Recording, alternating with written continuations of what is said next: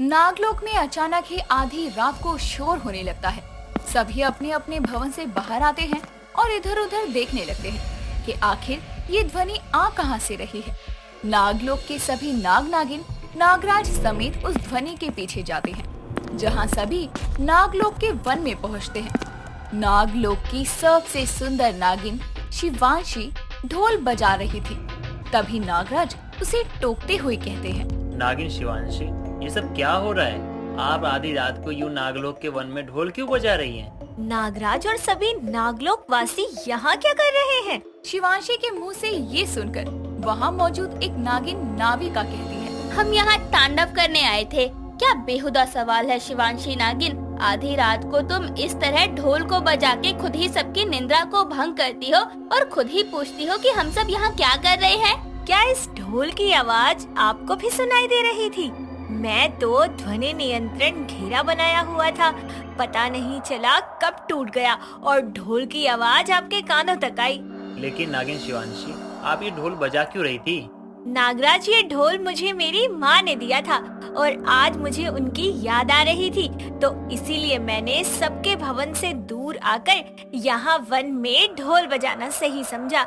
मुझे क्षमा कर दीजिए, मैंने आप सभी की निंद्रा को भंग कर डाला। अब क्षमा मांगने का क्या फायदा?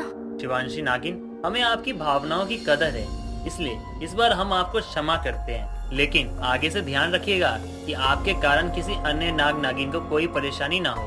वैसे आप अच्छा ढोल बजाती हैं। हम आपको इस बार नाग महोत्सव में ढोल बजाने के लिए निमंत्रण देते हैं। शुक्रिया नागराज, मैं अवश्य आऊंगी। इतना बोलकर नागराज और अन्य नाग नागिन वहाँ से चले जाते हैं।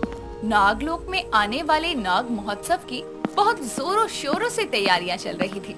महोत्सव में होने वाले कार्यक्रमों में जो भी नाग नागिन हिस्सा लेने वाले थे वो अभ्यास में लगे थे।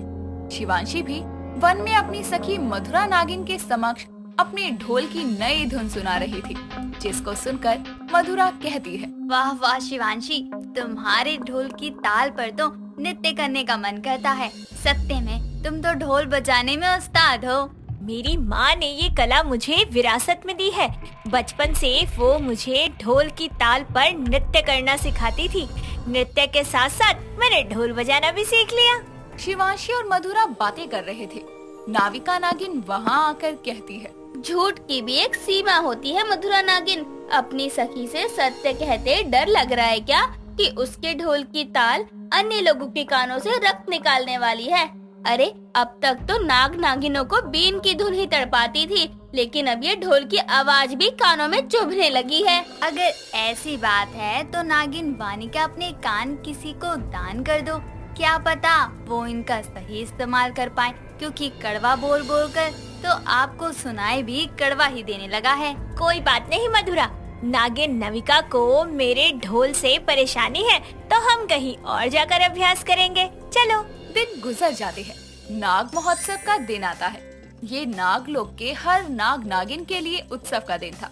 सभी सजे धजे नाग महल जाते हैं, जहाँ नागराज अपनी नागरानी संग राजगद्दी पर विराजमान थे और सभी नाग नागिनों के आने के बाद बोलते हैं, आप सभी का नागलोक के सबसे बड़े महोत्सव में स्वागत है। आज नागलोक में नाग नागिन अपनी प्रतिभा दिखाएंगे और उन प्रतिभाओं में से जो सबसे उत्तम निकलेगा उस कलाकार को मेरी ओर से इनाम दिया जाएगा। ये सुनकर सभी खुश हो जाते हैं और फिर एक एक करके नागलोक के सभी नाग नागिन अपने हुनर और कला का प्रदर्शन करते हैं। जिसके कुछ देर बाद बारी आती है शिवांशी नागिन की, जो अपने ढोल को लिए नाग दरबार के बीचों बीच खड़ी होती है और बोलती है, आज मैं इस ढोल पर वो धुन बजाऊंगी जो माँ मुझे बचपन में सुनाया करती थी। शिवांशी ढोल बजाना शुरू करती है और उसकी ढोल की धुन जैसे जैसे आगे बढ़ती है, सभी नाग नागिन उसकी ढोल की आवाज पर नाचने लगते हैं। यहाँ तक कि स्वयं नागराज और नागरानी भी। जिसके बाद जैसे ही शिवांशी ढोल बजाना बंद करती है, सभी उसके लिए तालियां बजाते हैं और नागराज कहते हैं, वाह शिवांशी नागिन वाह, बीन की धुन पर मदहोश होकर तो नाग नागिनों को नाचते देखा था, लेकिन आज ढोल की आवाज पर आपने सबको मंत्र मुक्त करके नचवा ही दिया। सत्य में ये कला तो अति प्रशंसनीय है। आज तक नागलोक में कोई भी ढोल बजाने वाली नागिन नहीं थी। आप ही पहली और शायद अंतिम है। क्योंकि मुझे नहीं लगता आपकी तरह कोई इतना अच्छा ढोल बजा सकता होगा। ये हुनर मुझे मेरी माँ से मिला है। वो भले ही मुझे छोड़कर जा चुकी है, लेकिन उनकी देन ये कला मेरे अंदर जीवित है। नागिन शिवांशी के ढोलक बजाने की कला की सभी बहुत तारीफ करते हैं और महोत्सव के अंत में शिवांशी को ही सर्व सहमति से विजेता माना जाता है, जिसके कारण नाविका नागिन को बहुत जलन होती है, क्योंकि उसके सिवा सभी शिवांशी की तारीफों के पुल बांध रहे थे। समय गुजरता है। नागलोक के कई नाग नागिन शिवांशी से ढोल बजाने की कला सीखने आने लगे थे, लेकिन एक संध्या शिवांशी अपने छात्रों के लिए ढोल लेने पृथ्वी लोक जाती है और उसके पीछे से राक्षस कुल का सबसे भयानक और ताकतवर राक्षस मर्गराज नागलोक में दाखिल होता है और अपने इंसानी रूप में आकर कहता है, ये नागलोक के नाग नागिन अब मेरे से नहीं बचेंगे। मैं सबको सम्मोहित करके खत्म कर दूंगा और फिर इस नागलोक पर राज करूंगा। इतना बोलकर मर्गराज पूरे नागलोक को एक घेरे में बंद करके अपने शरीर से एक नकारात्मक ऊर्जा निकालता है, जिससे सभी नाग नागिन सम्मोहित हो जाते हैं और अपनी सुध-बुध खोकर सीधे खड़े होकर नाग दरबार की तरफ चलने लगते हैं।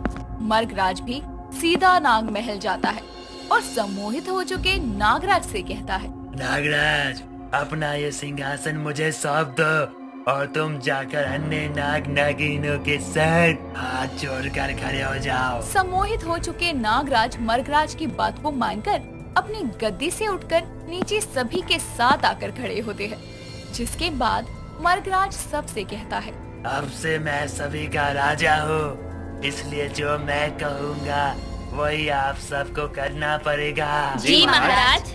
मर्गराज एक अग्नि कुंड प्रकट करता है, जिसके बाद वो सभी नाग नागिनों को आदेश देता है, तुम सभी नाग नागिन आप एक एक करके इस अग्निकुंड में कूद कर अपनी जान देंगे और सबसे पहले शुरुआत होगी नागलोक के भूतपूर्व नागराज से। जाइए। नागराज अपने होश को खोए अग्निकुंड की तरफ बढ़ रहे थे। उसी वक्त नागिन शिवांशी पृथ्वी लोक से ढोल लेकर वापस आती है, लेकिन नागलोक में बने उस घेरे के कारण वो नागलोक में प्रवेश नहीं कर पाती और द्वार पर ही खड़े खड़े बोलती है, ये क्या हो गया? नागलोक में एक नागिन ही प्रवेश नहीं कर पा रही, ऐसा कैसे संभव है? कहीं ना कहीं कुछ गड़बड़ है। नागिन शिवांशी अपनी आंखें बंद करके अपनी शक्तियों से देखने की कोशिश करती है कि नागलोक में हो क्या रहा है, जिसके बाद उसको सिंहासन पर बैठा मर्गराज और अग्नि कुंड की तरफ बढ़ रहे नागराज नजर आते हैं। ये दृश्य देखकर शिवांशी अपनी आंखें खोलकर कहती है, ये क्या अनर्थ होने वाला है?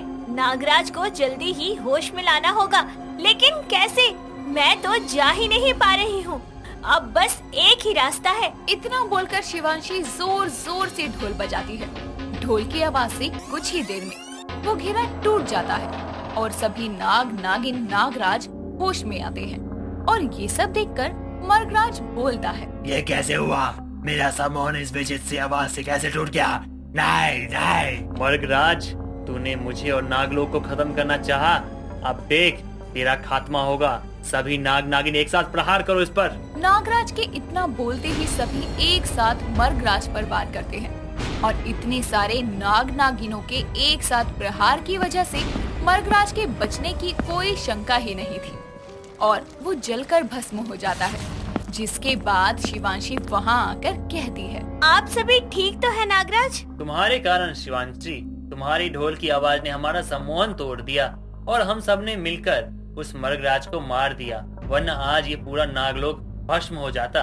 नागिन शिवांशी, मैंने हमेशा तुम्हारे ढोल की आवाज की बेइज्जती की है, लेकिन आज उसी आवाज ने हमें जीवन दान दिया है। मुझे भी माफ करना और तुम्हारा बहुत बहुत धन्यवाद हमारी जान बचाने के लिए। मैंने तो बस अनुमान लगाया कि जैसे उस दिन ढोल की आवाज की वजह से सबकी नींद खुल गई थी, शायद आज भी खुल जाए। और देखिए, ऐसा ही हुआ। मुझे प्रसन्नता है कि मैं अपने नागलोक के काम आई। तुम्हारा बहुत बहुत शुक्रिया शिवांशी।